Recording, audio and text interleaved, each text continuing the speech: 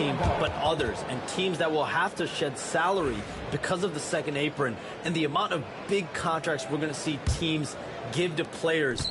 You're going to see it at the top, but that may dwindle in the middle of their roster. But we will see a more competitive league because of these new CBA changes and less of a chance of super teams and just more parity and dispersed talent.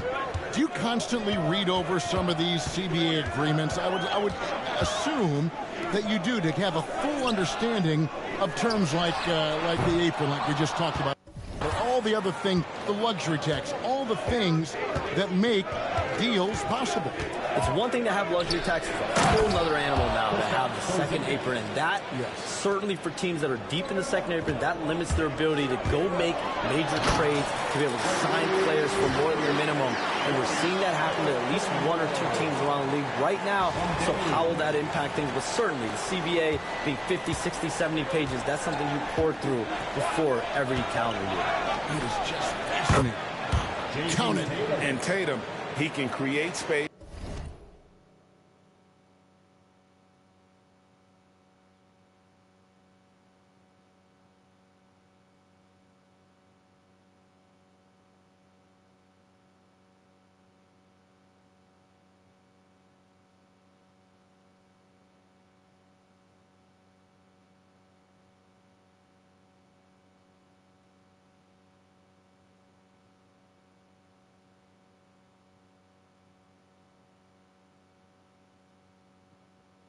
He can shoot over people, does it in both the half court as well as transition. And with an update from the sidelines, let's check in with David Aldridge. Well, I was able to talk with Doc Rivers for a minute.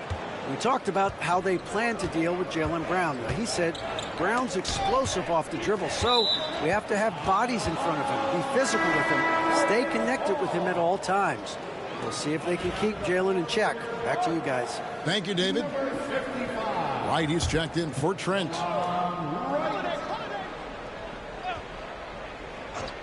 Here's Brown. And the shot falls short this time. Well, that's a miss you can live with. I expect they'll go to it again, especially if the defense continues to concede it. Lopez sets a screen for Lillard. And then Lillard slams it in.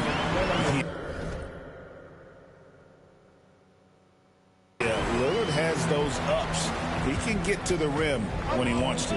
When you look at the NBA, Shams, any changes you'd like to see?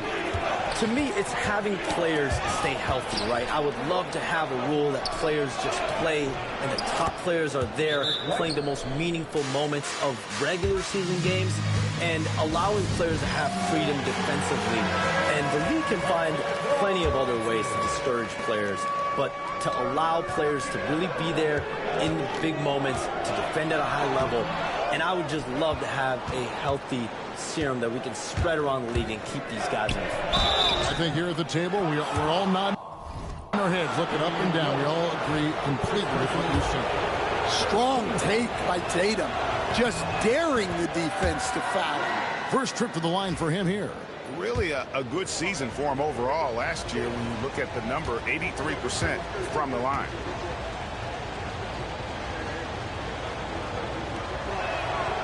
And so he hits both. Well, it's so impressive how Jason Tatum has just continued to strengthen his game. He's a star who isn't easily satisfied by his own play and always wants to do more. Not really his best quarter as far as scoring. Let's see if he can eventually get back on track. All right, Shams, I know you can't reveal all your secrets, but how do you develop relationships with your sources, the players, the agents, the GMs, the scouts all over the NBA? It comes year after year. This has been something I've been doing for the better course of the last 15 years. So for me, it's about relationships, it's about daily communication, and making sure that I keep the trust, I keep the faith, and I keep a level of respect with everyone that I come across. Relationships are the name of the game, especially in the NBA. Well, that's what I've heard about you. They trust you. So if they're going to confide, they know they can trust you. I would think that would be maybe the core of how you operate. Trust and faith, and that develops early, not taking shortcuts. I'm very much for the long game. Well, Holiday plays with a lot of poise. Scans the floor, finds the open man. I'm honestly not sure that was about? Maybe a protest against his coach? Well, if that was one of my players, I'd think about sitting him down right away and letting him think about that one. And that one's good. Right. And they're forcing the ball inside, and it's working like a charm. And so Joe Mazzulla calls for the timeout. He wants to regroup and go over the strategy.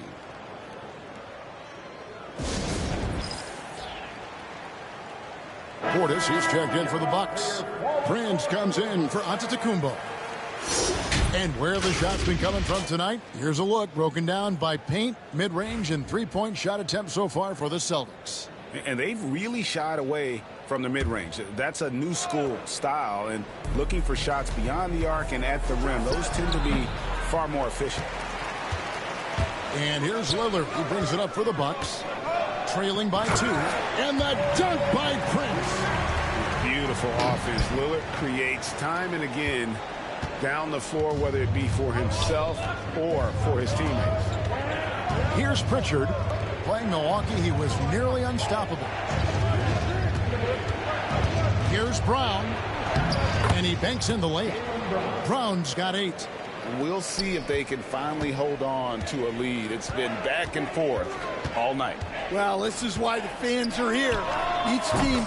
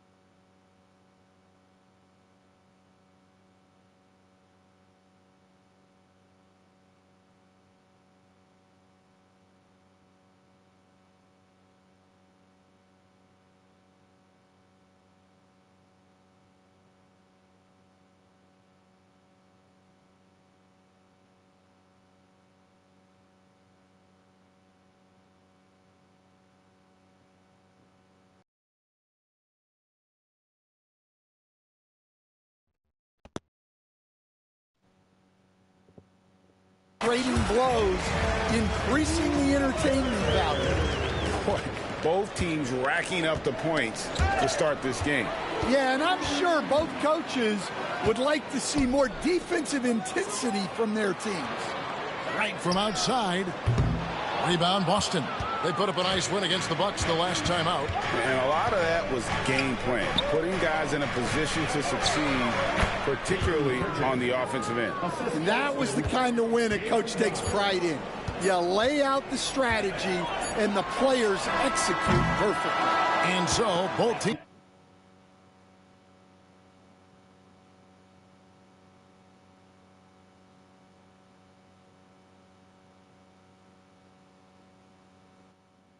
Trading buckets as we end the first quarter. Celtics lead by 2. And we'll get going after this from Milwaukee.